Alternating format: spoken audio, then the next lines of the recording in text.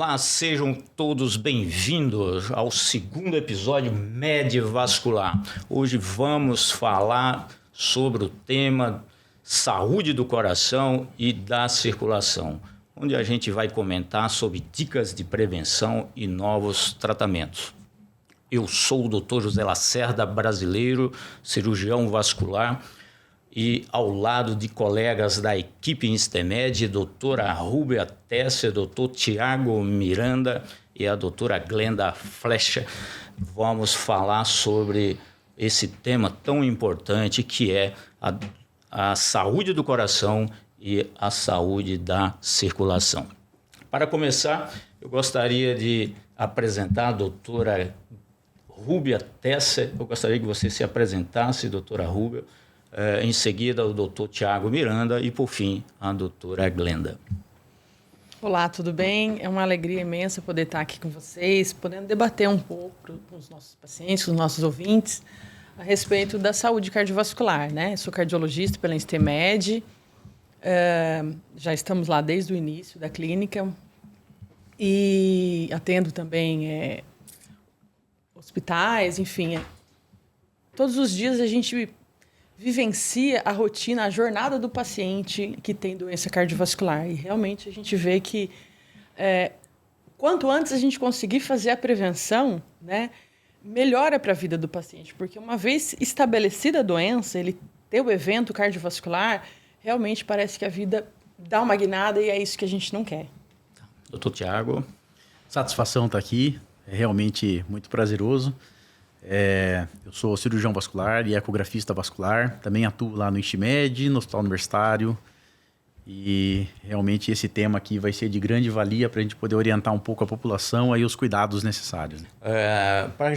Vou começar com a doutora Rúbia. Doutora Rúbia, a gente sabe que uma das doenças que mais mata no Brasil e no mundo é o coração, né? E a causa principal dessa mortalidade está relacionada a uma doença chamada aterosclerose, que nada mais é do que a formação de placa de gordura no interior das artérias.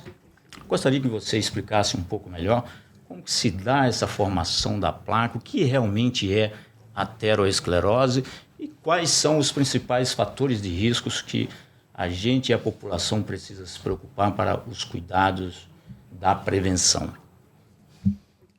Bom, Lacerda, a aterosclerose nada mais é do que a famosa placa de gordura nas artérias, né? Quando o paciente vem no consultório da gente, ele quer saber se ele tem placa de gordura ou não, né? E aí a gente lança mão de exames, enfim. Mas, basicamente, a placa de gordura nas artérias, ela pode se iniciar lá na vida intraútero, né? Então, depender dos hábitos de vida, da saúde cardiovascular da mãe, né? Aos 10 anos de idade, a gente sabe que já existem estudos que mostram que crianças aos 10 anos de idade podem ter placa de gordura, mesmo placas pequenas, que não têm grande repercussão, e que a gente fala sobre a doença subclínica, quer dizer, não existe sintomas, o paciente não vai sentir nada, mas ele já tem uma placa. E aí, aos 10 anos de idade, o que ele vai fazer até ele desenvolver uma placa obstrutiva, uma placa de gordura que vá ter repercussão, que, de fato,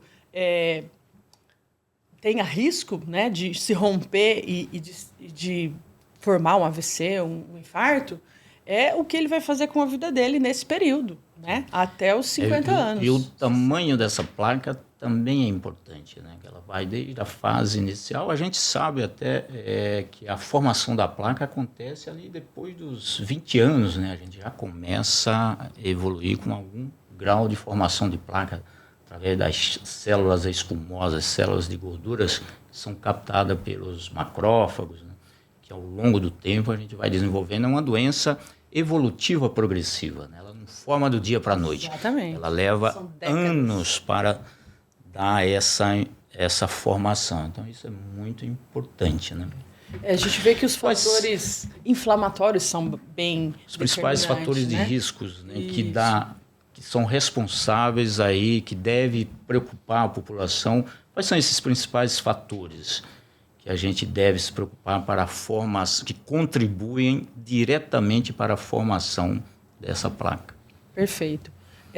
Os principais fatores de risco, né, é sabido de maior parte da população, sem dúvida, são as doenças cardiovasculares, né? E a gente tem aí 3 grandes doenças, que é o diabetes ou pré-diabetes, que tem um risco tanto quanto, né, aumentado. Então, a gente tem uma glicemia alterada, não é diabético, a gente já começa a tratar de maneira adequada. A hipertensão, né? Então, aquele paciente que começa no trabalho, aquele estresse crônico, começa a fazer picos hipertensivos, 150 por 90, 14 por 9, e vai postergando isso, achando que não tem hipertensão. Então, tem que procurar Não dá importância. Médico. Não dá importância. É um fator de risco devida. muito importante. Exatamente. E a própria dislipidemia. A dislipidemia é uma doença, né, que é o colesterol alto, que a gente só consegue fazer o diagnóstico se fizer o exame de sangue. É impossível, né? Se não procurar um médico, ele nunca vai saber o nível de colesterol dele. Então, é uma doença que a gente fala silenciosa. Todas essas, a apresentação inicial é silenciosa, não dá sintomas. Doutora Glenda, o que a gente deve fazer, né, como prevenção? Né? Quais são as medidas a serem tomadas para prevenir esses principais fatores, né, de riscos aí da formação da placa aterosclerótica no interior das artérias? O principal da prevenção é ter uma alimentação saudável, então longe dos ultraprocessados. A prática de atividade física é muito importante. Uma recomendação da OMS é em torno de 150 minutos de atividade aeróbica semanal, moderada, ou 75 minutos de atividade intensa. Evitar ou eliminar a nicotina, o cigarro eletrônico, manter um peso saudável. A obesidade, né, é um fator de risco, então a gente manter esse peso mais baixo, controlar os níveis de colesterol, de LDL, controlar a glicemia, controlar a pressão arterial, e o sono também é muito importante. Fatores importantes, né? E às vezes a gente recebe muitos pacientes no consultório que eles questionam: doutor, por que a gente vai no cardiologista, vai no vascular, por que eles insistem tanto que a gente faça atividade física, né? Os estudos já demonstraram que a atividade física realmente reduz, né, esses fatores de risco. Inclusive, diretamente reduz o estresse, né, e contribui por várias liberação de alguns marcadores que também contribuem aí na redução da hipertensão arterial sistêmica, que é um importante fator de risco, né, para o desenvolvimento, né? Muito importante. Doutor Tiago, a gente sabe que a aterosclerose ela é uma doença sistêmica, né, que acomete todas as artérias do corpo, né, não só do coração. Então, essa formação de placa, além do coração, ela aparece em outros segmentos arteriais, né? São as artérias que levam o sangue rico em oxigênio, tanto para o cérebro como para membros inferiores. E essas placas acontecem em carótidas, acontecem em aorta, acontecem em artérias de membros inferiores, e às vezes esses pacientes procuram o cirurgião vascular já com um tipo de queixa clínica ali que chama a atenção para a sua avaliação inicial através do exame clínico, né? Como que isso é feito na sua prática clínica, no seu dia a dia? Como que é feita essa abordagem clínica? Perfeito. Quando o paciente chega já com queixa, já com sintomas dessa doença, eu falo que nós já estamos atrasados, né? Então, assim, porque o sintoma só vem quando já tem uma doença de moderada a grave. E o ideal é a gente descobrir isso no estágio inicial, né? Então, por isso que eu gosto sempre de frisar um brevezinho, definição, check-up. Quando o paciente chega no cardiologista, eu quero fazer um check-up. O que é o check-up? É o médico que vai lançar a mão de seu exame físico, exame clínico associado a laboratorial e imagem. E com isso ele vai descobrir uma doença que o paciente ainda não sabe que tem. Então, quando o paciente já chega com dor, ele já sabe que ele tem uma coisa errada. Então, nós já estamos atrasados. E normalmente, quando o paciente tem uma doença arterial periférica, ou seja, já tem essa placa de gordura nas pernas, a principal queixa é dor durante a caminhada ou exercício físico. Outros sintomas também estão associados, como frialdade dessa perna, a perna mais Histórico fria. familiar, de amputação de membros, também. Isso deve também ser levado em consideração. Isso. História de infarto, né? Porque a doença é a mesma, né? Isso, na verdade, assim, os sintomas que os pacientes apresentam são vários e além dos sintomas, a gente vai ver toda essa questão de hábitos de vida, como a doutora Rúbia bem colocou, a doutora Glenda, questão do diabetes, tabagismo, antecedente familiar de doença arterial já prévia. Os estudos mostram também que simplesmente ser fato de ser renal crônico dialítico é outro fator de risco também para a doença aterosclerótica. Então, a gente sabe que vários sintomas podem estar associados com essa doença arterial periférica. Então, o exame físico, né?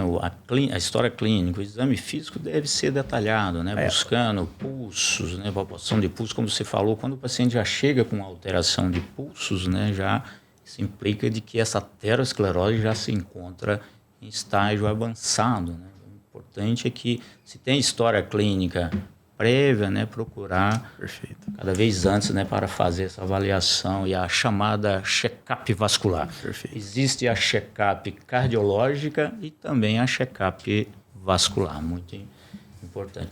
Doutora Rúbia, vamos discutir um pouquinho mais, aprofundar nos fatores de riscos, né, principais. O que a literatura tem apontado, né, atualmente em relação aos principais fatores de riscos, né, para as pessoas que são portadores desses fatores de riscos e o que essas pessoas devem se preocupar cada vez mais em termos de prevenção e procurar o quanto antes o cardiologista para fazer a sua avaliação cardiológica. Recentemente, agora no mês de julho deste ano, saiu num grande jornal, né, de impacto na medicina, chama New England Journal of Medicine, um estudo observacional, basicamente rolava 2 milhões de pacientes, né? Um estudo grande, vários centros. E aí a pergunta do estudo era a seguinte: quais são os fatores de risco mais prevalentes que determinam o paciente a desenvolver a doença cardiovascular, né? Infarto, AVC e doença arterial periférica. E quantos anos de vida esses pacientes perdem? Né? Então, basicamente, são 5 fatores de risco primordiais que realmente acendem um sinal de alerta para a gente. Então, a hipertensão, diabetes, dislipidemia, tabagismo e sobrepeso ou obesidade. Então, são esses 5 fatores, né, que a gente realmente não pode deixar passar batido. Esses 5 fatores, basta ter um. Né? Então, eles colocaram aí pacientes em torno de 50, 60 anos. Tendo um desses fatores, já abrevia os anos de vida livre da doença. Porque o que a gente não quer é ter a doença cardiovascular, certo? Que nem o Thiago falou. Evitar sempre a formação da placa. Exatamente. A gente não quer a formação da placa. Então, a partir do momento que você começa a desenvolver diabetes, pré-diabetes, hipertensão, colesterol, sobrepeso e fuma, poxa, você vai abreviar, segundo esse estudo, abrevia quase que uma década. Em homens, 10 anos. Em mulheres, 13 anos. Poderia, né, tá livre de doença. Bastante relevante. Então, né, esse estudo. Muito relevante. Muito relevante né? mesmo. Então, assim, qual que é a conclusão do estudo, basicamente? Se o paciente chega aos 50 anos sem nenhum desses 5 fatores, ele vai, sem dúvida nenhuma, viver 10 anos a mais do que qualquer outro paciente. Livre de doença cardiovascular. Entendeu? Então, você chegar aos 50 anos livre de doença cardiovascular, hoje na nossa sociedade, é algo que a gente não vê, Muito né? importante. A gente não vê. Infelizmente, a gente não vê. A gente não vê, né? Até a gente considera hoje como sendo até um problema de saúde pública. Problema né? de saúde pública. A falta da prevenção, né, da população. Né? Tem um dado do cardiômetro, né, que a Sociedade Brasileira de Cardiologia coloca, você pode acessar lá no site. No ano de 2025, né, nesse ano que nós estamos, Sim. já morreram 251 mil pacientes de doença cardiovascular. No mês de agosto, já morreram mais de 16 mil pessoas por doença cardiovascular. E no dia de hoje, que a gente está falando aqui, ó, já morreram 381 pessoas. Por entendeu? dia, né? Quer dizer, por dia. É uma né? incidência muito alta, Muito né? alta, Que a gente tem que muito levar em consideração sempre, né? A doença é muito prevalente.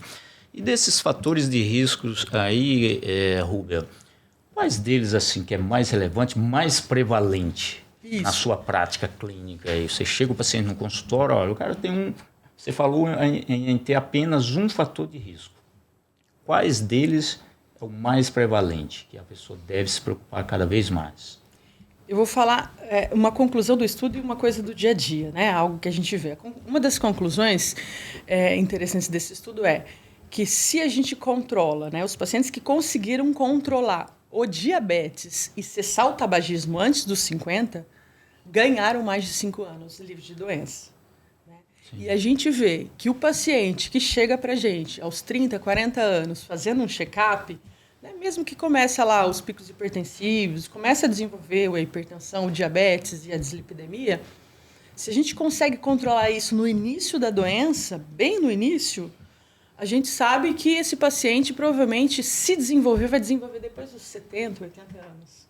Então, faz toda a diferença o paciente controlar os fatores de risco no início. Na sua prática também, Glenda, isso que você tem encontrado deles aí, a gente analisando de forma geral, eu como cirurgião vascular, parece que o fator mais prevalente é a hipertensão e a dislipidemia.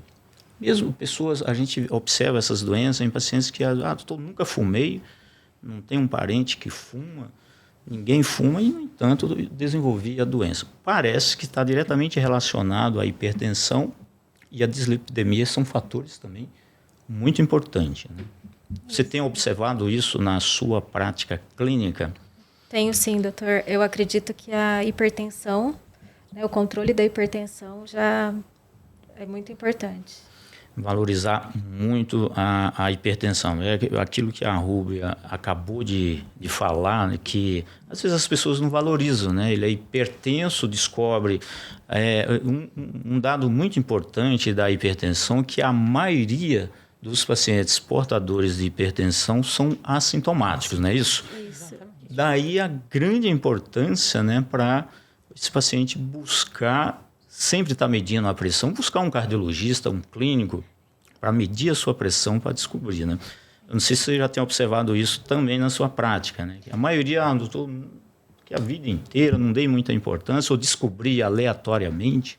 Muitos pacientes são subdiagnosticados. Eles chegam para nós, por isso que é importante a rotina do acompanhamento com cardiologista, aferir pressão, os exames de colesterol também. Então, é muito importante essa rotina de acompanhamento. É fundamental. Fundamental. E quando esses pacientes chegam para você no seu consultório, quais são os principais exames que mais vocês solicitam? Além dos exames de sangue, né? A gente sabe que hoje é muito importante, né, fazer a check-up com o hemograma, toda a bioquímica, são os exames mais solicitados, inclusive até os marcadores, né, do processo inflamatório hoje, né? Eu gostaria que você falasse um pouquinho mais sobre isso, além dos exames de imagem, né? Isso. A gente sabe que hoje em dia a dosagem do PCR também é fator de risco cardiovascular e que a melhora da qualidade de vida, a mudança do estilo de vida tem uma queda nesse PCR, que é um fator inflamatório que às vezes a gente não dá muito valor. Os exames que a gente mais pede todas as consultas, o eletrocardiograma, o ecocardiograma para avaliar a função do coração, a anatomia. O teste de esteira também é muito importante, até para a gente orientar sobre a atividade física para o paciente, para investigar isquemia. Parece que o teste de esteira hoje, por exemplo, mesmo que o paciente seja hipertenso, com o teste de esteira você já avalia se esse paciente tem uma tendência a desenvolver. Porque tem muitos pacientes que reclamam, na verdade, do teste de esteira, né? Não sei se reclamam para vocês. Eu mesmo fui lá no início, né? Eu falava, olha, o cara que não tem um preparo físico, ele não consegue fazer o teste de esteira, né? E eu queria que você falasse um pouco mais da importância do teste de esteira, né, para avaliar esses pacientes, inclusive se eles são ou não se tem tendência a desenvolver a hipertensão arterial sistêmica. Isso, o teste ergométrico, além do cardiologista sempre pede para avaliação, para investigação de isquemia, ele é muito importante para a avaliação se o paciente faz arritmia, se ele faz uma resposta hiperreativa da pressão arterial durante o esforço físico, e eu acho que isso é fundamental, assim, até para depois o paciente poder seguir um ritmo de vida mais saudável, para a gente orientar a atividade física para esse paciente. O comportamento da pressão durante o teste, ele é preditor se o paciente vai desenvolver, né? Hipertensão na glenda. Sim. Hipertensão lá aos 40, 50 anos ou não. Então, quando a gente pede um teste ergométrico, às vezes a gente não quer avaliar a capacidade cardiopulmonar do paciente, não necessariamente a isquemia, que é muito importante também, mas a gente quer avaliar se esse paciente, durante o pico do esforço, nós vamos colocar o coração dele lá para fazer o máximo de esforço que ele tolera. Sim. Claro que por isso que a gente precisa colocar o paciente consegue andar, caminhar rápido e subir uma ladeirinha, né? E lembrar que o teste ergométrico, ele é adaptado, o médico que está fazendo, o cardiologista está fazendo, ele adapta, né? Existem vários protocolos que ele adapta à necessidade do paciente, à condição que o paciente tem. Então, se é um idoso sedentário, ele vai colocar um determinado protocolo. Se é um atleta de ponta, olímpico, ele vai colocar outro tipo de protocolo, né? Muito importante, não é um exame estabelecido para todo tipo de paciente. Ele é individualizado, sem dúvida nenhuma. O próprio exame pode ter suas complicações, né? Durante o exame, se o paciente já tem uma coronariopatia, artéria entupida ali acima de 50%, né? Ele consegue ver em tempo real, né? O traçado eletrocardiográfico do paciente, isso é o que é mais sensível nesse exame, né? Então, o paciente está ali no pico do esforço. A primeira coisa que vai alterar talvez não seja nem a pressão e a frequência cardíaca, mas é o traçado eletrocardiográfico. Então, o cardiologista está ali, o paciente está em cima da esteira e ele está olhando para o eletro do paciente em tempo real, né? E esse traçado é que vai dizer se esse paciente, né, tem o risco de evoluir, né, com um quadro de dor, ou até a queixa que o paciente está tendo ali no pico do esforço. Glenda, em relação ao ecocardiograma, né, que faz parte também hoje da avaliação cardiológica prévia do paciente, né? A gente já falou do teste de esteira, né? Qual é a importância do ecocardiograma? O que a gente espera encontrar em algum paciente que tem sintomas? Eu gostaria que você explicasse melhor para a gente a rotina, né, desse exame e quais as suas principais indicações no seu dia a dia. Isso, o ecocardiograma também é importante para a gente avaliar como está a função do coração, anatomia, se ele tem alguma doença da válvula do coração. Insuficiência cardíaca, hoje em dia também, né, está sendo prevalente, principalmente até em pacientes mais jovens. Hoje a gente está encontrando casos de insuficiência cardíaca. É muito importante. Tem, às vezes, até paciente jovem, né? Pelo exame de rotina do ecocardiograma, você pode encontrar algum tipo de tumor, né? Chamado mixoma atrial. Não sei se você já encontrou na sua prática clínica. O paciente foi fazer uma avaliação e, de repente, encontrou uma lesão do átrio esquerdo lá, com uma lesão vegetante tumoral que é extremamente grave do ponto de vista de doença cardioembólica, né? Sim, com indicação cirúrgica, né? Então, a gente consegue estratificar esses pacientes. Então, a gente chega à conclusão que o ecocardiograma é um exame de triagem fundamental, né? Para a gente avaliar a função desse coração é um exame, assim, mais direto do coração, né? Porque os outros exames, eles são indiretos, né? A gente começa a avaliar os fatores e trazer alguma informação correlacionar com uma possível doença do coração, né? Na verdade, eu não faço ecocardiograma, mas sendo ecografista, eu queria puxar um pouquinho esse assunto também. Porque assim, o ultrassom, seja para a parte vascular ou para a parte cardiológica, ele é ampla, né? Você pode achar muita coisa. Como bem falaram, da parte estrutural, você consegue ver, que nem o senhor falou, de tumores, comunicação entre as câmaras do coração, que é uma das causas dos AVCs embólicos, que é onde você tem uma comunicação de coração e ele joga um coágulo para o cérebro, fazendo AVC. Você pode ver se ele tem, como ela falou, deficiência de uma válvula, que é o que o pessoal chama de sopro, né? Então, assim, trombos, você consegue ver se ele possui coágulos dentro do coração, naqueles pacientes que já têm um coração maior. Extremamente grave. Grave, que pode dar doença arterial periférica com embolização, pedaços desses coágulos que migram para amputação de membro, levar AVC extremamente grave. Então, um exame de ultrassom da parte cardiológica traz uma riqueza de detalhes. Desde estrutural, se tem alguma alteração no funcionamento. E não é simplesmente um exame desnecessário, como algumas pessoas acham. Ele é de extrema importância. É uma ampla possibilidade. E puxando o gancho, já que você tocou no assunto, né, a parte arterial, né, nós como cirurgiões vasculares, né, porque a gente sabe que a doença arterial ela é segmentar, multissegmentar, né? A importância, eu queria que você falasse um pouco mais da importância do ultrassom com Doppler, que na verdade correlaciona ao ecocardiograma, né, que é o ultrassom com Doppler das artérias, as artérias do pescoço, artérias de membros inferiores. Eu gostaria que você falasse um pouquinho mais a respeito desse exame. Exatamente. Quando o senhor diz multissegmentar, nada mais é que dá no corpo todo. Se uma pessoa tem uma placa de gordura, seja na coronária, na artéria do coração, seja na artéria do pescoço, que é a carótida, pode ter em qualquer lugar do corpo.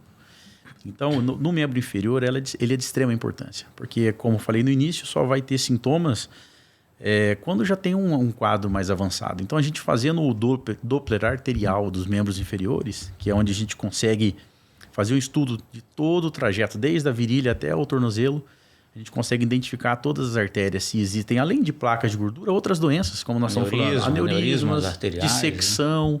Às vezes até a genesia. O que é a genesia? Falta de artéria. Tem uma pequena população da artéria que não, na hora da sua formação, não tem uma artéria que deveria existir. Variações anatômicas. Então, assim, a gente consegue identificar uma série de situações. E não só de membro inferior. O Doppler a gente pode fazer também de aorta. Sim, a gente consegue ver se tem placas de gordura, já acumulando essa gordura na aorta, na artéria renal. Trazendo também aí para os fatores de riscos, né, que é a síndrome metabólica, que está diretamente ligado, né, a importância do ultrassom de abdômen, né, de abdômen total, né, para avaliar fígado. Ao mesmo tempo que a gente está avaliando o fígado, já pode com o ultrassom avaliar a aorta, se tem aneurisma, se tem placa, entre outras estruturas importantes do abdômen. Hoje na cardiologia quase existe uma subespecialidade que chama assim, que trata sobre o cardiorrenal metabolismo, né? Então é a síndrome cardiorrenal ou síndrome cardiometabólica, né? Enfim, que envolve basicamente coração, rim e o metabolismo, né? Nessa triagem, nessa avaliação, além do ultrassom de abdômen total, entra aí a tireoide, né? A importância que tem os distúrbios hormonais de tireoide, né, Glenda? Gostaria que você falasse um pouquinho também as lesões de tireoide, como que elas interferem diretamente aí na circulação cardiovascular. É importante fazer o exame da tireoide, não só o ultrassom para pesquisar nódulos ou alguma doença de câncer, mas também os exames laboratoriais, o TSH, T4 livre, que é muito importante para nós. O TSH aumentado, ele vai estar com o metabolismo reduzido. Então, esse paciente ele pode ter ganho de peso, que para o risco cardiovascular é ruim, e pode fazer umas arritmias também. Tanto o hipo quanto o hipertiroidismo pode estar relacionado a arritmias. Muito importante. Além desses exames de bioquímica, né, o ultrassom, né, para avaliar o ultrassom com Doppler da tireoide também, né, para ver se a tireoide está sendo irrigada adequadamente, até por conta do hipotiroidismo, como você falou, que interfere diretamente com aquele edema, inclusive edema de perna, né, que é o chamado mixedema, né? Que às vezes o paciente procura o cirurgião vascular para uma avaliação, através dos exames laboratoriais, você consegue fazer o diagnóstico de um hipotireoidismo, por exemplo, que está manifestando lá no pé. Então, o exame, a avaliação do paciente, ela é completa, né, por um todo. O ultrassom de abdômen é importante, né? Só tentando compreender um pouco melhor o que é o cardiometabolismo. O ultrassom de abdômen, ele é a saúde do fígado, né? Que a gente consegue avaliar o grau de infiltração de gordura dentro do fígado, né? Nos pacientes obesos. Isso é de extrema importância para a gente avaliar o grau de inflamação do paciente. Quer dizer, ele está ali numa síndrome metabólica. O que é a síndrome metabólica? Paciente hipertenso, que já tem gordura... E é cada vez mais comum, né, hoje em dia, a gente encontrar, né, a chamada esteatose hepática. Né? Então, o paciente tem um sobrepeso, você faz ultrassom, encontra lá alteração... E tem vários graus de esteatose hepática, né? Então, conforme o grau de obesidade que aquele paciente tem, ou outros fatores de risco, como tabagismo, obesidade, dislipidemia, Diabetes também né? Mais um fator de risco. Fechando aí o ciclo da chamada síndrome metabólica, né? Síndrome metabólica. Responde todas essas alterações hepáticas, né? E a própria parte idade. hormonal. Né? Exatamente. E a síndrome metabólica, já que a gente falou lá no início, né, a parte inflamatória, né, intervir diretamente na parte interna da artéria, né, do endotélio com processo inflamatório, né? Fígado inflamado, o paciente vai estar inflamado como um todo, né? Essa inflamação crônica permanente aí, que está diretamente ligado nos mecanismos da formação da placa. A placa, sem dúvida. A obesidade por si só já é uma doença que causa uma inflamação crônica, né? E aí associa isso à hipertensão, paciente que desenvolve hipertensão, o próprio diabetes, né? Que a gente sabe que é uma doença sistêmica também, né? É uma doença que atinge vasos, que atinge pâncreas, né? Nasce lá dentro do pâncreas. E só para a população entender, é o que nós chamamos de gordura visceral, né, Glenda? A gordura visceral, essa é a gordura que mais mata, né? Aquela barriguinha de chope, né, que a gente tem que se preocupar, que é muito comum no homem hoje em dia, né? Que é por essa razão que a gente pode até falar um pouquinho aí da aterosclerose ela ser mais prevalente no homem, né, numa idade até ali os 50 anos. Teoricamente, a mulher encontra-se protegida, né, nessa faixa etária, né? Eu gostaria que você falasse um pouquinho mais sobre isso. Parece que a doença aterosclerótica ela é muito mais prevalente no sexo masculino e a partir disso, a partir da menopausa, ela começa meio que empatar aí com a incidência do homem. Isso, essa alteração hormonal que a mulher tem, questão de estrogênio, progesterona, até a época da menopausa, a mulher ela tem uma proteção cardiovascular. E depois da menopausa, ela perde essa proteção, se igualando aos fatores de risco dos homens. De ter Tiago, voltando agora um pouco para a carótida, né?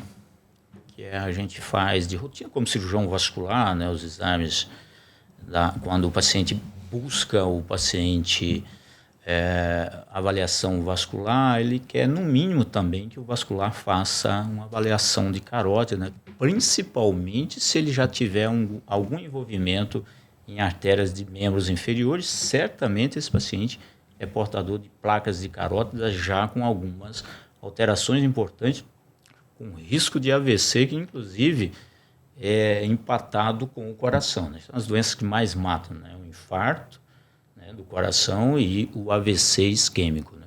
Gostaria que você falasse um pouquinho mais da importância nessa investigação das características da placa, o diâmetro da placa em termos de percentual.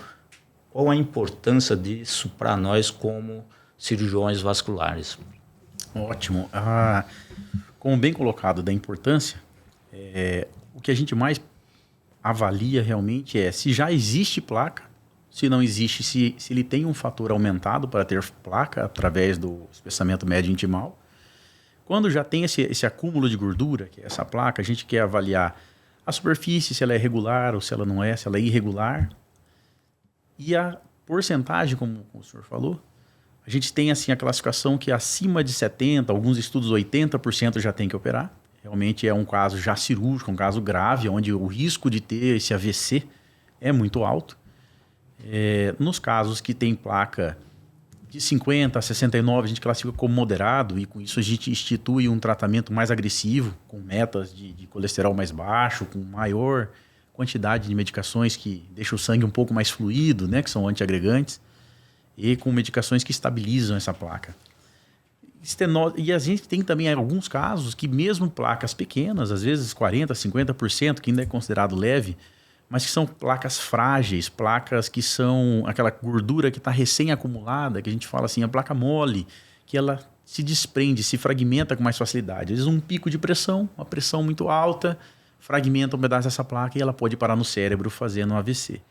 Então a característica da placa, resumindo, a gente consegue ver se ela é uma placa mole, uma placa de fácil desprender, ou se ela já é uma placa mais estabilizada, uma gordura mais firme. E também a gente consegue ver o diâmetro dela, que baseado nesse o quanto ela já obstrui a passagem do sangue, a gente define o tratamento se é clínico. Aquelas placas mais calcificadas, né, rica em cálcio, elas têm menos riscos de instabilidade, de microembolização. Então, tudo isso a gente consegue caracterizar, até no próprio laudo do Doppler, né? Romper também, né? Sim, já consegue descrever isso com mais detalhe, é muito importante, né? Lembrando, como você bem falou, né, as placas instáveis, aquelas placas hipodensas, né, que tem pouco cálcio.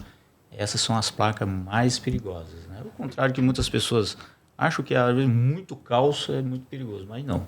Ao contrário, né? Quanto menos, mais ela for hipodensa, mais amolecida, né, que é a chamada placa mole, evolui com risco de AVC muito alto.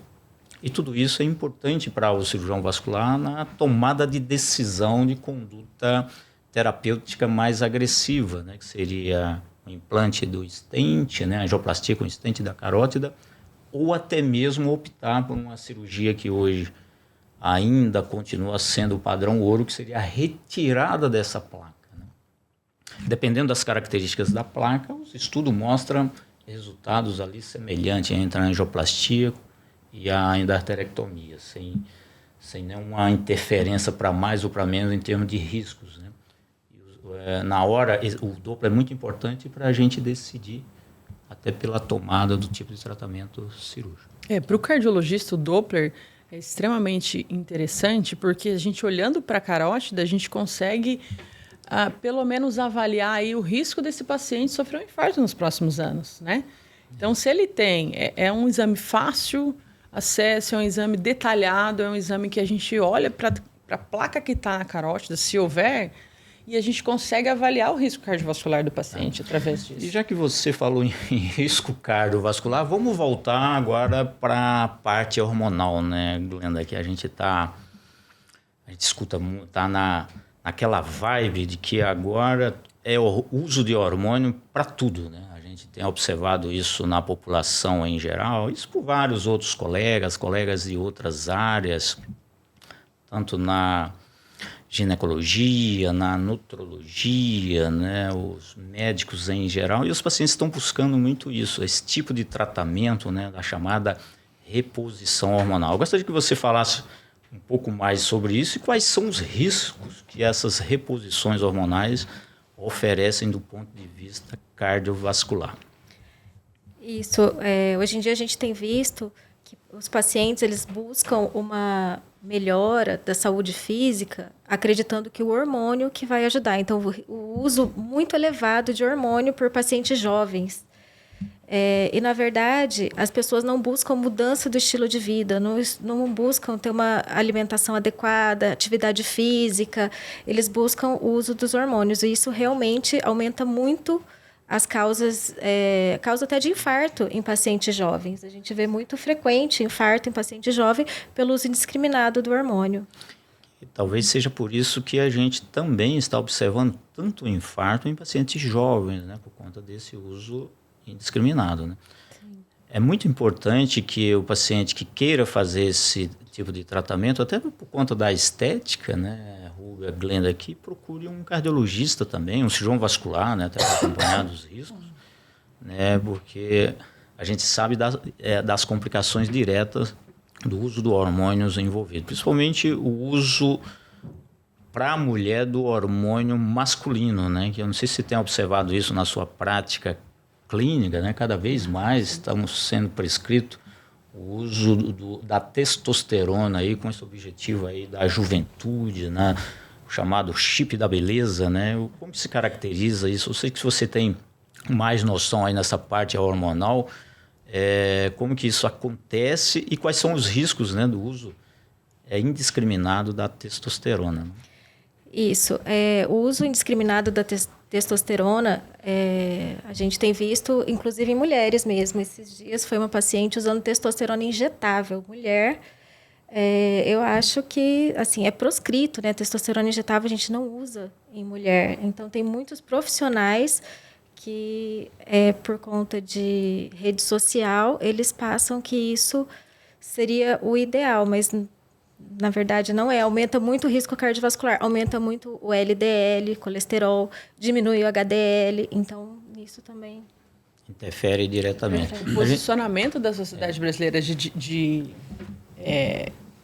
Cardiologia, de endocrinologia, endócrina e metabologia. Metabologia, eles são bem claros quanto à reposição hormonal em pacientes que não têm hipogonadismo, quer dizer, que não tem falha da produção de hormônio endógena. Não tem carência. Não tem carência. Não tem carência. Nós produzimos hormônios, né? O nosso corpo é rico em glândulas que produzem conforme a nossa necessidade do organismo, né? Então, não tem porquê, inclusive, fazer a dosagem da testosterona na mulher. Não tem porquê.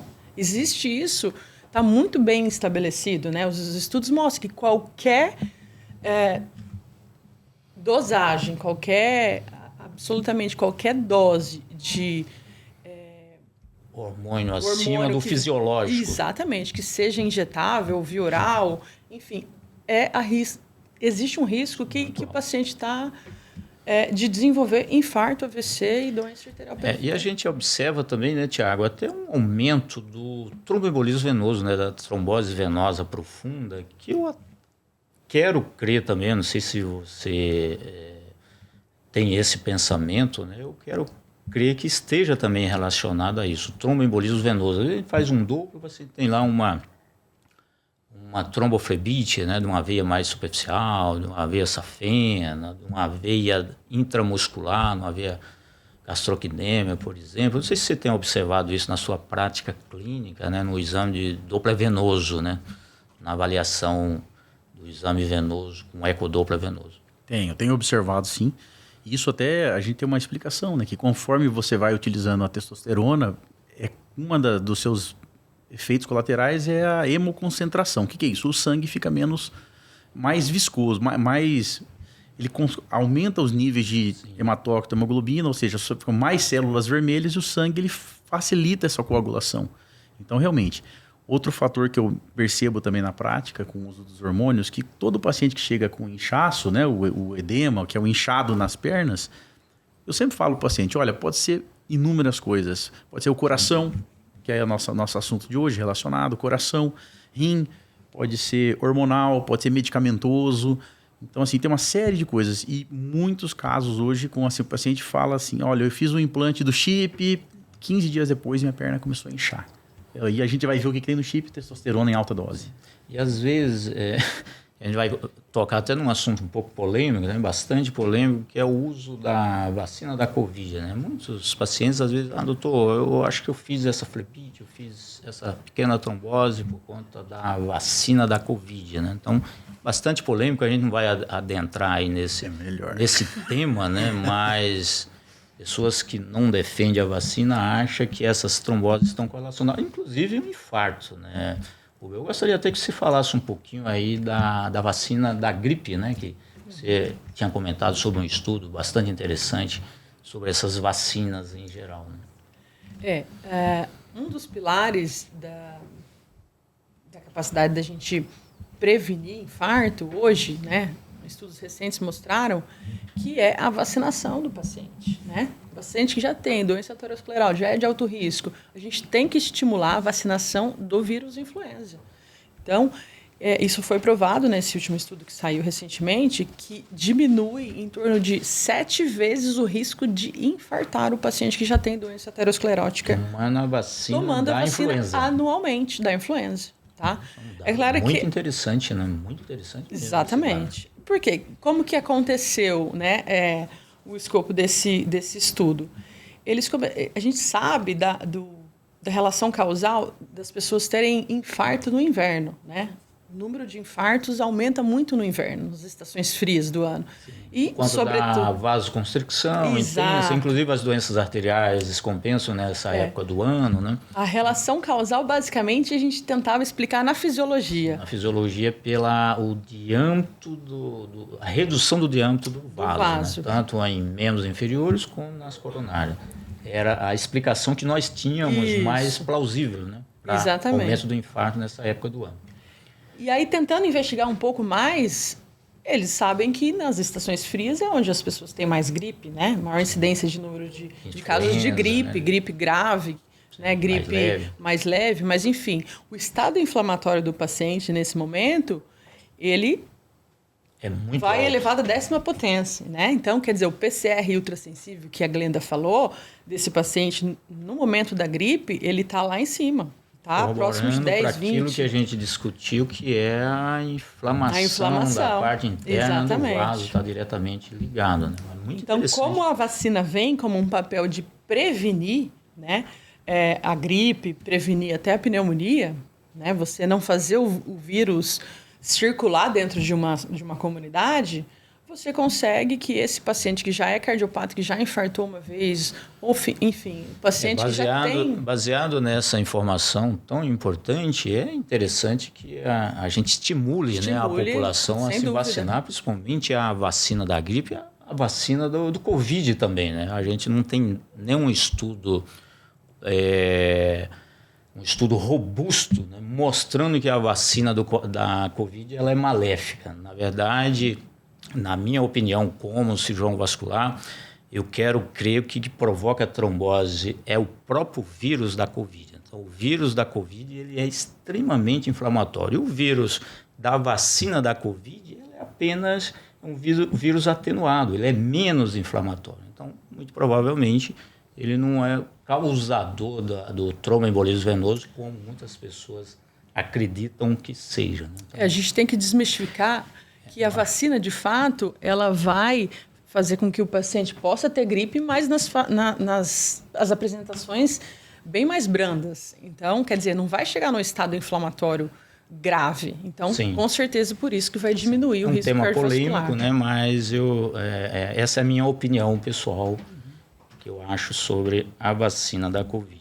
Outro tema, eu estou sempre voltando para os fatores de riscos, né? Porque as doenças cardiovasculares, o problema são os fatores de risco, né? E a gente vai voltar para um tema muito atual, que é o cigarro eletrônico, né? Doutora Glenda, eu gostaria que você falasse um pouco mais, que parece que os estudos vêm mostrando que o cigarro eletrônico ele é mais maléfico do que mesmo o cigarro tradicional, que já é o tabagismo, né? A gente sabe realmente dos efeitos, o principal efeito que o cigarro tem nas artérias, mas parece que o cigarro eletrônico tem mostrado ser um pouco pior do que o cigarro tradicional, né? O que você poderia falar sobre isso?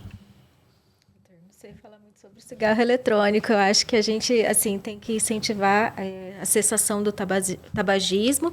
A nicotina é muito ruim, é um fator de risco que a gente pode prevenir. Então... Você não acredita que o cigarro eletrônico ele esteja com risco pior de que pode ser igual, semelhante, ou seja pior, né? Pelo que você já leu, que você viu na literatura? Eu acho que o risco ou ele é semelhante ou pior mesmo. Sim. Por conta das substâncias químicas, né, Rúbia? O que você acha aí sobre? Qual seria a sua opinião sobre o cigarro eletrônico que pode influenciar diretamente na circulação? A gente sabe que o cigarro eletrônico tem algumas substâncias que o cigarro comum não tem, né? E que potencialmente existem efeitos que a gente desconhece até, né? Que a população recentemente começou a usar. No Brasil ainda é proibida a venda do cigarro eletrônico, né? Então, a repercussão disso no sistema cardiovascular, a gente talvez vai entender daqui a alguns anos, porque a exposição está acontecendo agora, né? Agora, sem dúvida nenhuma, né, concordo com a Glenda, qualquer tipo de tabagismo, né, que o paciente se expõe, seja cigarro de palha, cigarro com filtro, absolutamente qualquer tipo de tabagismo, ele está...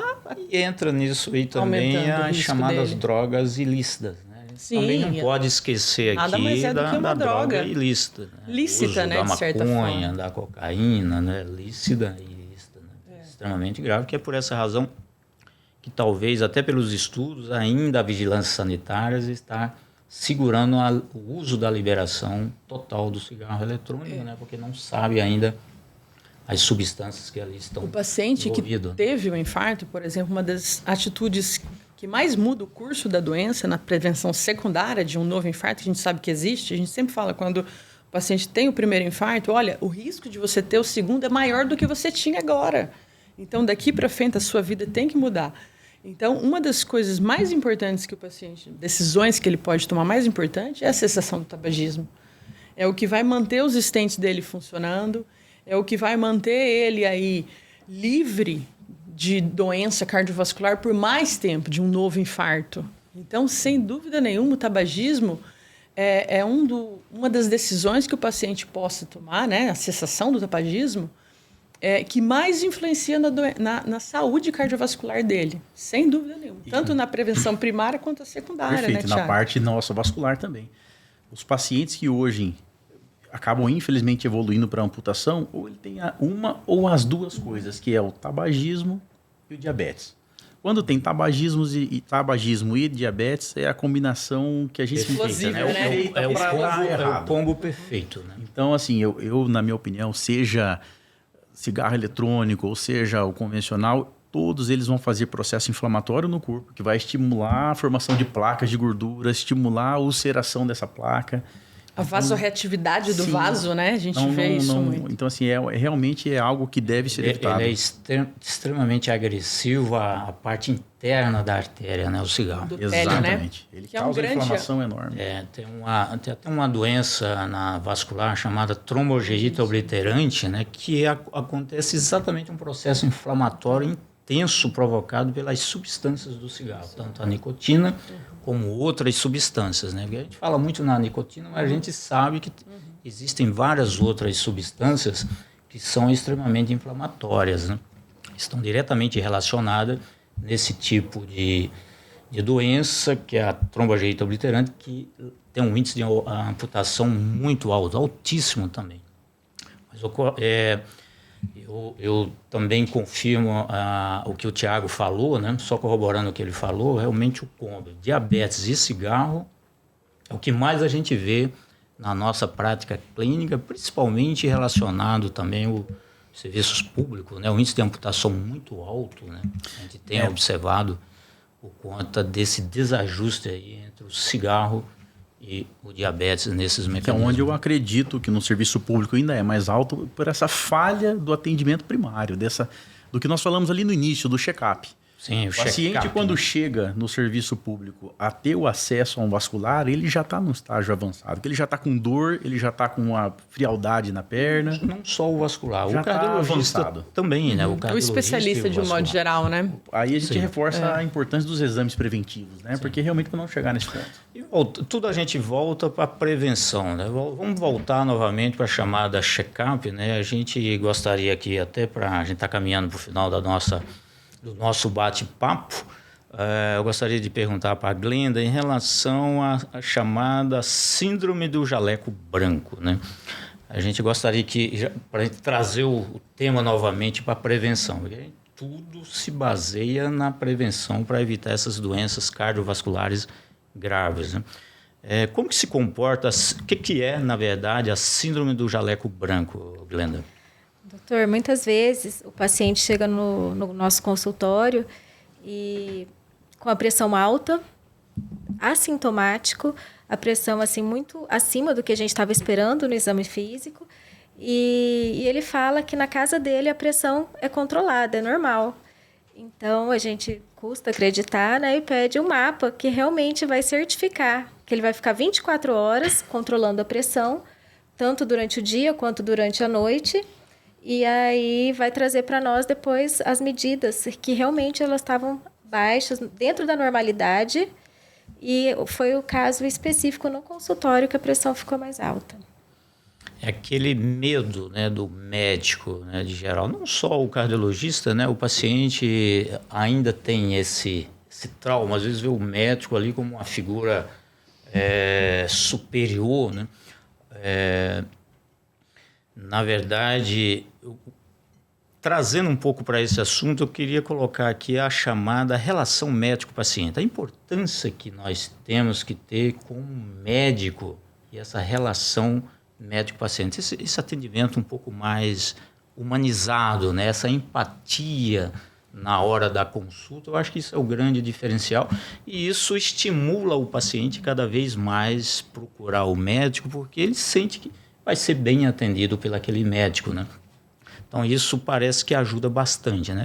No meu consultório, no dia a dia, principalmente aqueles pacientes que já me conhecem, às vezes eu costumo brincar um pouco para quebrar o gelo, né? Eu acho que o Tiago também faz a mesma coisa. Então, aqueles pacientes que a gente já são pacientes meus, que eu acompanho há 5, 10 anos, às vezes a gente faz brincadeiras ali, o paciente relaxar. A gente vê que o paciente chega tenso, quando você começa a entrar e trocar uma ideia com o paciente, isso melhora bastante, o paciente relaxa.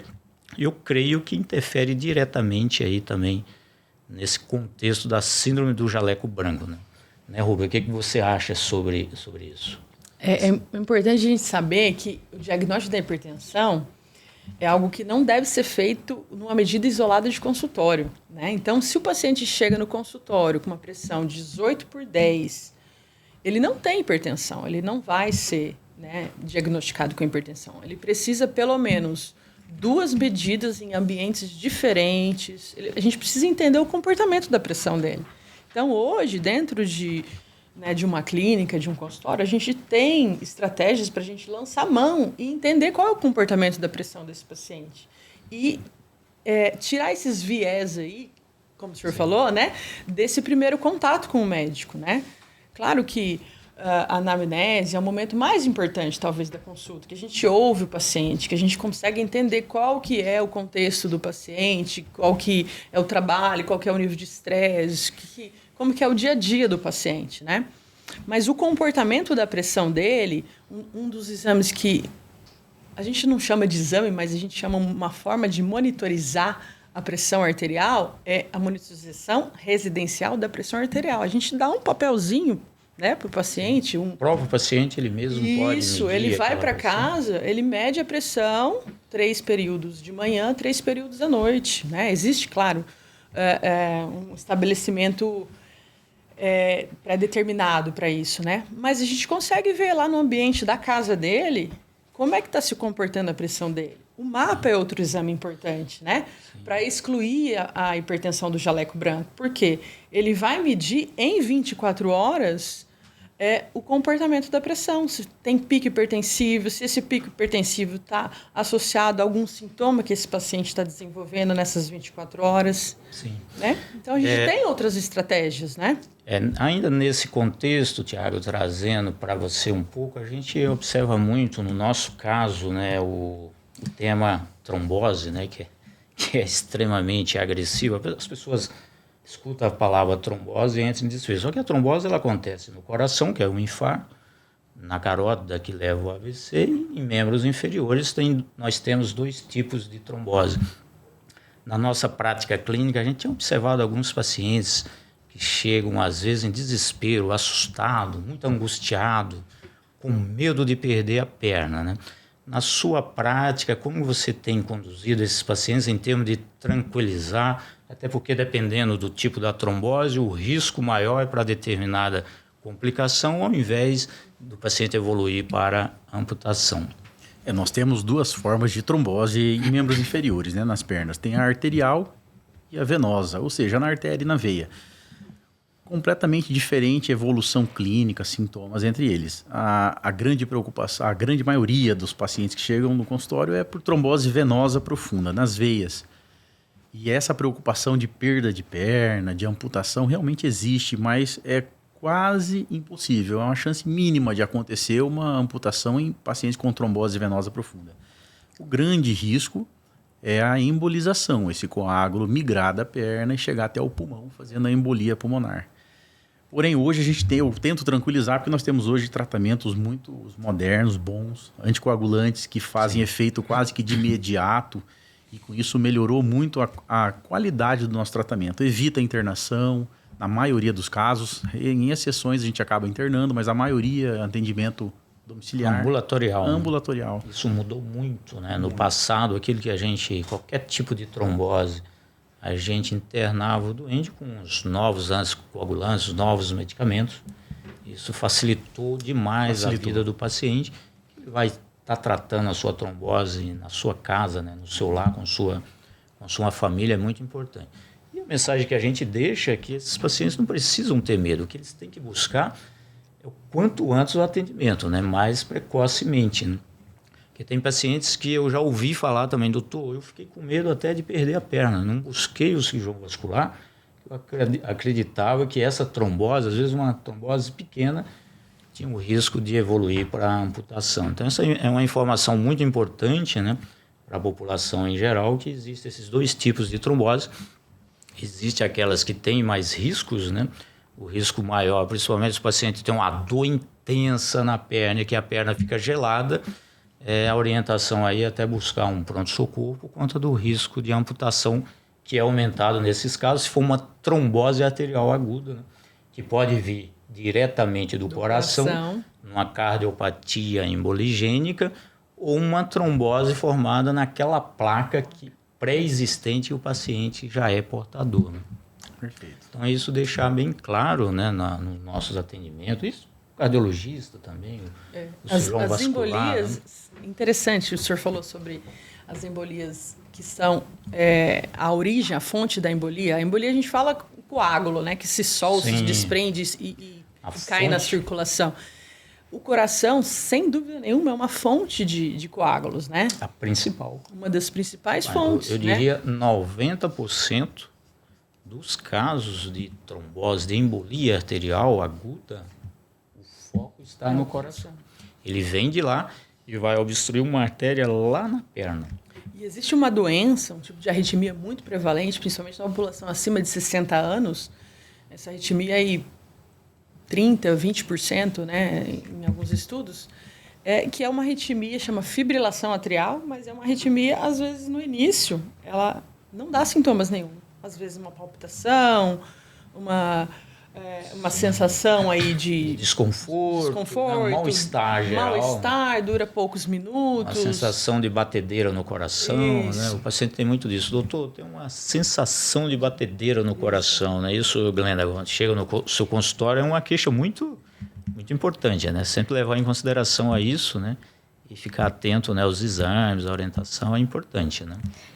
Isso mesmo. E na fibrilação atrial, muitas vezes eles chegam falando que o coração está batendo descompassado. É um termo que a gente ouve muito. E, às vezes, é uma arritmia intermitente.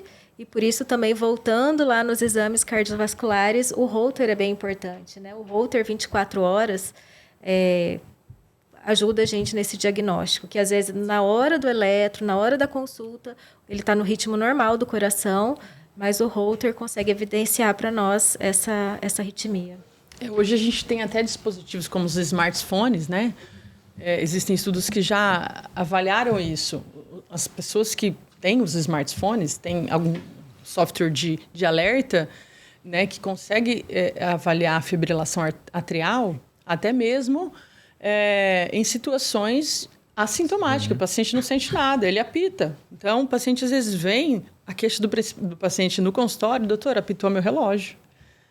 Né? E aí a gente precisa de um exame para definir se realmente foi uma fibrilação atrial ou não. Né? Só o software ali apitando não é o suficiente. A gente precisa fazer uma investigação pormenorizada. Né? Mas é interessante que a gente tem hoje tecnologias que a gente chama de esses devices, né? Que nós, médicos, podemos lançar mão, né? Os pacientes que precisam ser monitorizados têm risco de desenvolver fibrilação atrial e, por consequência, a embolia, né? Embolia aí para os grandes vasos. Então, a gente precisa ficar atento. Esses pacientes com alto risco, a gente precisa ficar atento, porque a fibrilação atrial, no início, ela é predominantemente assintomática. O AVC, né, isquêmico, é a primeira causa. Também do AVC isquêmico, né? A segunda causa é a placa da carótida, a primeira causa vem, o foco está no coração, né? Aquele êmbolo se desprende e vai direto para a artéria carótida, provocando um AVC, na maioria das vezes, grave, né? E o exame do eco, olha que interessante, a gente procura ver, sempre quando a gente pede um exame de eco, Lacerda, a gente olha para o átrio esquerdo do paciente. Então, a gente pede para o ecocardiografista fazer... Dá uma importância no átrio esquerdo. Mais uma vez, chamando a atenção para isso.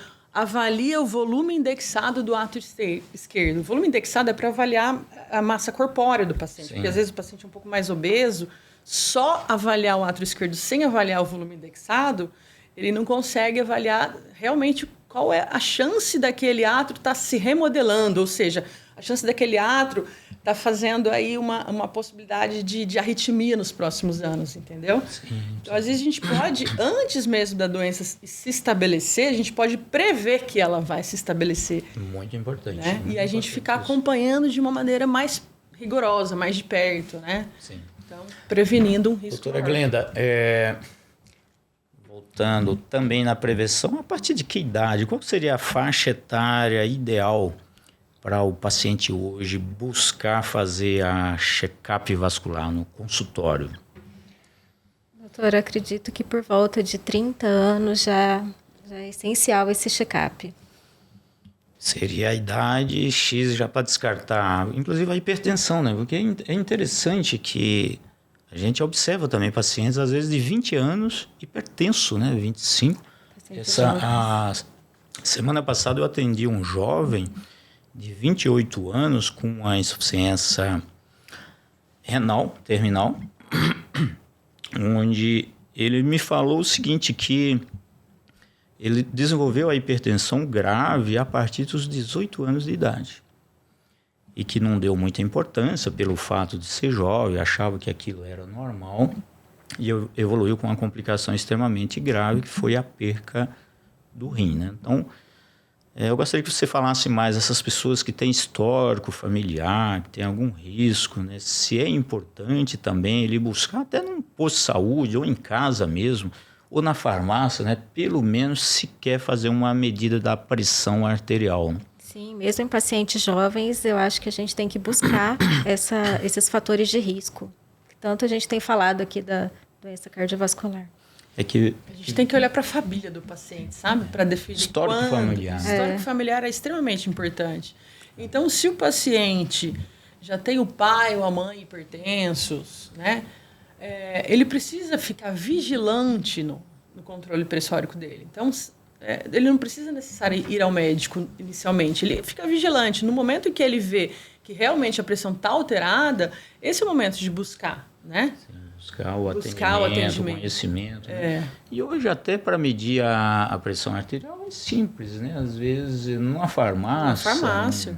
O paciente pode comprar. Numa campanha de saúde, né, de prevenção, a gente está voltando aqui o tema do cirurgião vascular. Esse é um mês, né, da campanha azul, vermelho, né, do agosto azul vermelho, né? A gente sempre, isso no país inteiro, né? A cardiologia já faz isso de rotina, né? Chamando atenção para avaliação e prevenção, a conscientização das doenças cardiovasculares, tanto cardiológica como a vascular propriamente dita. E voltando também aqui para a avaliação completa do exame vascular, recentemente eu atendi uma paciente que foi tratar comigo varizes, paciente portadora de varizes, que é uma doença extremamente prevalente na população, principalmente a população feminina. E a paciente foi fazer uma avaliação comigo, uma paciente de 60 anos, né, para operar a varizes. Doutor, o meu problema é a varizes. Aí eu fiz uma avaliação completa e na nossa avaliação de rotina a gente também pede o Doppler de carótida. E assim eu fiz, na própria avaliação a gente encontrou uma placa obstrutiva de 95% envolvendo a carótida dessa paciente. Ou seja, se eu fosse um cirurgião vascular um pouco desavisado, não fizesse o exame completo da paciente, certamente essa paciente iria complicar na cirurgia de varizes com AVC isquêmico. Né? Então, chamar atenção aí para, voltando novamente à avaliação completa aí nesses exames, da check-up cardiovascular, que se faça uma avaliação completa para a gente descartar uma lesão assintomática, né? Lembrando que a doença aterosclerótica, que é a placa de gordura, ela é uma doença extremamente silenciosa. Demora anos. Às vezes o paciente fica com aquela placa 10, 20 anos sem saber que é portador da placa.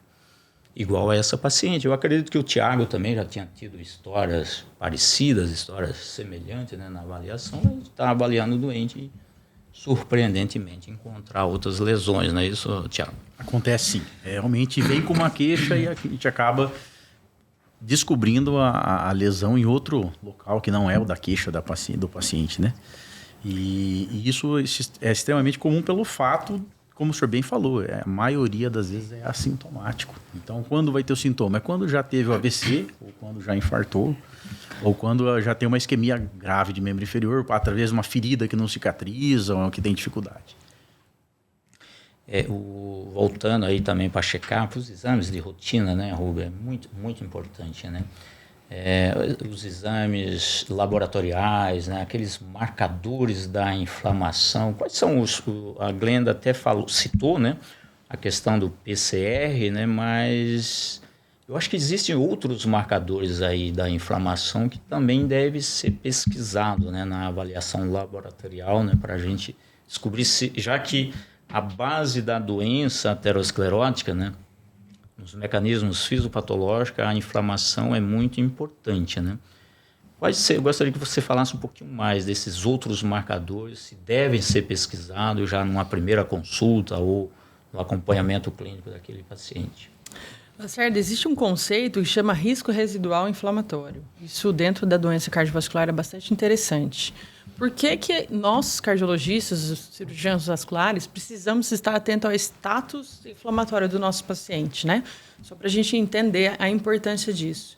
Então, quando o paciente já tem uma hipertensão, diabetes, dislipidemia, né, que é o colesterol aumentado, obesidade, enfim, qualquer um desses fatores de risco, ele tem fatores de risco para desenvolver doença cardiovascular.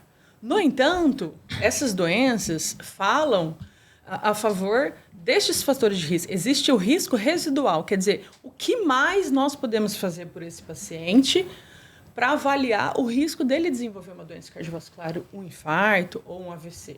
Então, é exatamente nesse momento que, quando a gente avalia o risco residual inflamatório, né, e aí a gente lança a mão, um dos principais exames é o PCR ultrassensível, tem que ser ultrassensível. Eu gostaria que você explicasse um pouquinho sobre... Eu sei que tem mais pessoas nos ouvindo aí, né, inclusive colegas médicos, né, de outras áreas que vão ficar bastante atentos, né, ao nosso bate-papo aqui, vai chamar bastante atenção de outros colegas.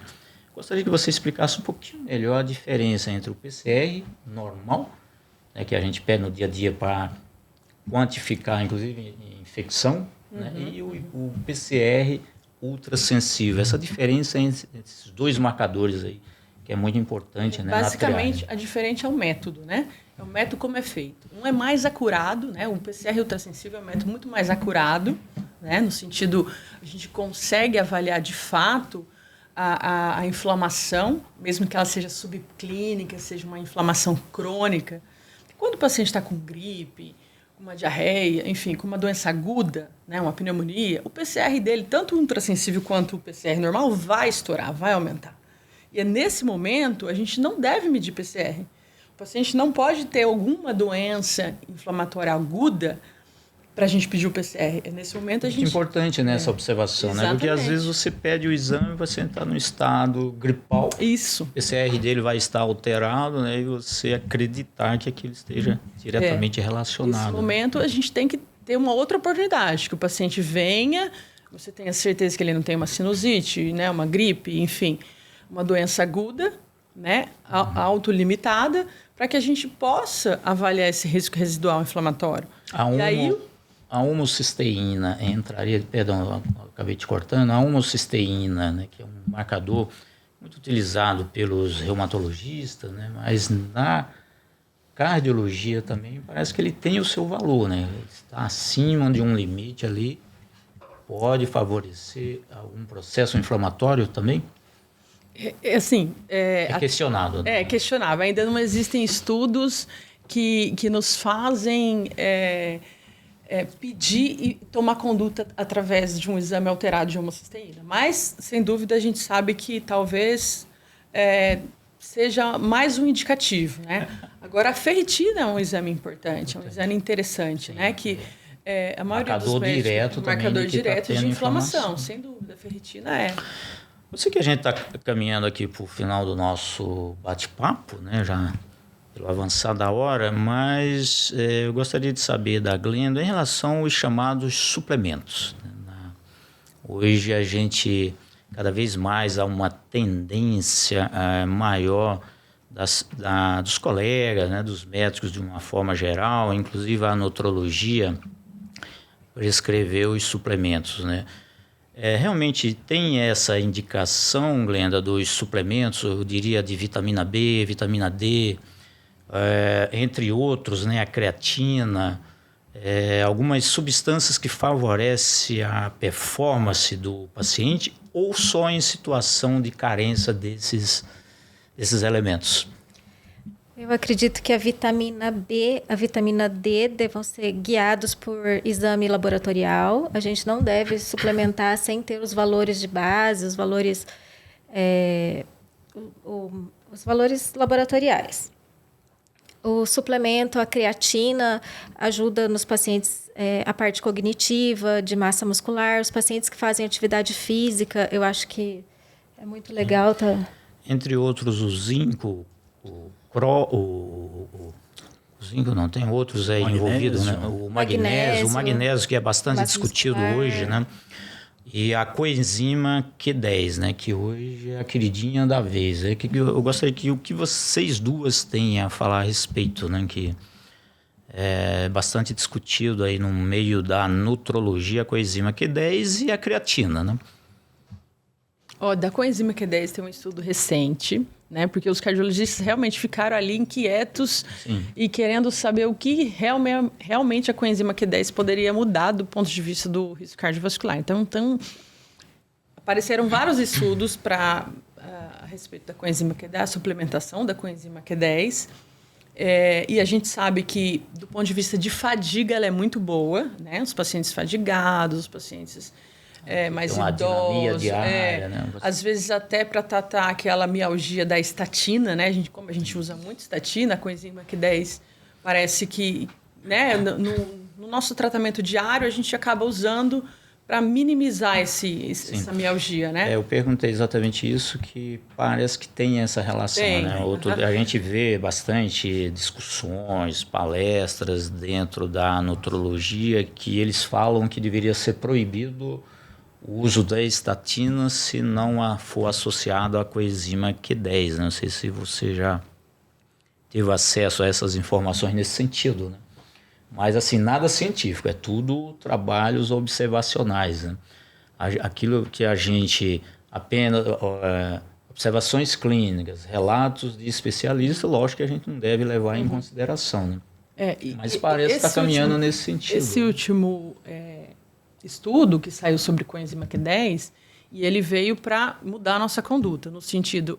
Coenzima, você suplementar o paciente com alto risco cardiovascular com coenzima Q10, você vai mudar o curso da doença? Não. A resposta é não. No entanto... Isso pelos ensaios clínicos. Pelos ensaios clínicos, No entanto, a coenzima Q10 vem como um adjuvante, sim, sem dúvida nenhuma, nesse cansaço, aquele paciente com adinamia, aquele paciente porque as estatinas, em geral, dá, né? Uma mialgia, um cansaço, dor no corpo, né? E parece que é nesse sentido que ela funciona aí. Eu acho interessante que a doutora Rúbia colocou, não vai ajudar o desfecho. Sim. Mais importante, vai piorar? Não vai piorar, então usa. Porque você vai melhorar o bem-estar do paciente, vai melhorar o cansaço, vai melhorar a dor da estatina, perfeito. Eu entrei nesse tema, né, porque eu acabei de ler um trial que saiu em maio, né, que, salvo engano, é da Inglaterra. Eu não lembro agora, porque faz 2, 3 meses que eu li, né, onde foi estudado 300 mil pacientes, feito um ensaio clínico, né, estudo controle, estudo do paciente usando os suplementos e outros não usando suplementos para quantificar a doença cardiovascular, os benefícios que esses suplementos traziam em doenças cardiovasculares, inclusive os antioxidantes, né, que existem vários aí. A gente não entrou aqui, a vitamina E, né, entre outros antioxidantes que são utilizados, e a conclusão desse estudo com 300 mil casos, ou seja, um bom estudo, entre outros, né? Ele chegou à conclusão que você deve suplementar em situação de carência. Aqueles pacientes que não têm carência não teve resultado nenhum em termos de benefício, de mortalidade, mas aqueles que tinham uma certa carência tinham algum efeito positivo para esses casos. Mas o que chamou a atenção é que os antioxidantes aumentaram a mortalidade. Principalmente o uso da vitamina D e mais uns 2 antioxidantes ali. Seria interessante se todos terem acesso. Que é basicamente o que a Glenda falou, né? Manter no valor de referência, ou seja, suplementar só se houver carência, né? De 20 a 60 ou de 30 a 60 se for um paciente de risco. Então, assim, suplementar só se houver realmente a necessidade, né? Se tiver dentro dos limites normais, não.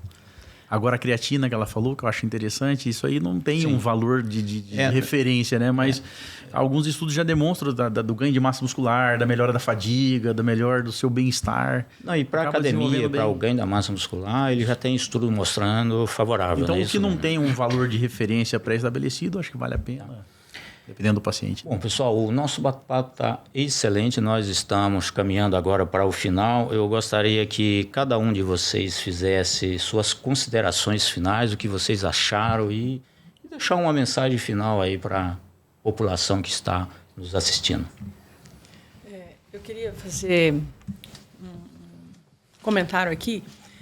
É importante para que a gente construa uma saúde cardiovascular, né? Isso é possível desde a infância, a gente, sem dúvida, focar no estilo de vida, basicamente, porque a maioria dos fatores cardiovasculares estão relacionados com o nosso estilo de vida. Então, a determinação genética, a hereditariedade, pouco influenciam, salvo as doenças mais graves e raras, são muito raras doenças que levam a eventos cardiovasculares que são determinados geneticamente, né? Então, a gente sabe que as doenças cardiovasculares, sem dúvida nenhuma, têm a ver com o nosso forma, né? Nosso estilo de vida. Estilo de vida, estilo né? de vida é a mensagem Exatamente, que fica aqui. É a mensagem. Mudança dos hábitos de vida. E a gente tem que entender que o estilo de vida, geralmente, é determinado pelos fatores psicológicos, ambientais, de como a gente encara, se a gente tem depressão, se a gente não trata essa depressão, transtorno de ansiedade, né? Então, existe até uma figura, se a gente puder colocar nesse telão aqui para trazer para os pacientes, a Sociedade Americana de Cardiologia trouxe os 8 pontos essenciais para a saúde cardiovascular. Então, é ter um bom sono, né? Na representação em amarelo ali, é comer adequadamente, né? Numa dieta saudável, existem vários tipos de dieta DASH, fazer atividade física, sair do sedentarismo. A gente não precisa de muito para sair do sedentarismo. Sim, a gente precisa 5.000 passos por dia ou 150 minutos por semana de atividade física moderada. Então, não é tão custoso, né? O controle da glicemia, né? Para aqueles pacientes que já têm um risco aumentado de diabetes, o controle do colesterol, o controle do peso, o controle da pressão e, de fato, a cessação do tabagismo, né? O que parece bastante óbvio. Então, são 8 pontos que a Sociedade Americana traz para a gente que são cruciais para que a gente, né, deixe... Tem uma boa saúde. Exatamente. Manter um coração forte e uma saúde da circulação. Para que a gente construa uma saúde cardiovascular que a gente não tenha lá na frente, né, se arrepender, vamos dizer assim. Né? Tiago. Basicamente isso, ó, eu resumi muito bem. Estilo de vida, alimentação, evitar, até a gente ouve muita brincadeira, né? Descasque menos e abra menos, né? Quer dizer, mais frutas, verduras do que os alimentos prontos. Então, é basicamente isso. Agradecer muito o convite, foi um prazer estar aqui conversando hoje com vocês. Glenda. Também agradeço o convite, estar participando aqui hoje. Agradeço ao Dr. Lacerda, ao InsteMed. E é basicamente isso. Então, a gente tem que estratificar esse paciente, qual o risco cardiovascular dele, se a gente está fazendo prevenção primária, secundária, e acho que atingir as metas. O principal é a gente estar atingindo as metas e manter essas 8 pontos essenciais. A saúde cardiovascular. Isso, a saúde cardiovascular. Muito bom. Finalizo fazendo um agradecimento especial aos nossos convidados, doutora Glenda Fletcher, doutor Tiago Miranda, doutora Rúbia Tessa. Foi um bate-papo aí maravilhoso, que trouxe muita informação do ponto de vista visando principalmente a prevenção das doenças cardiovasculares, que é muito importante.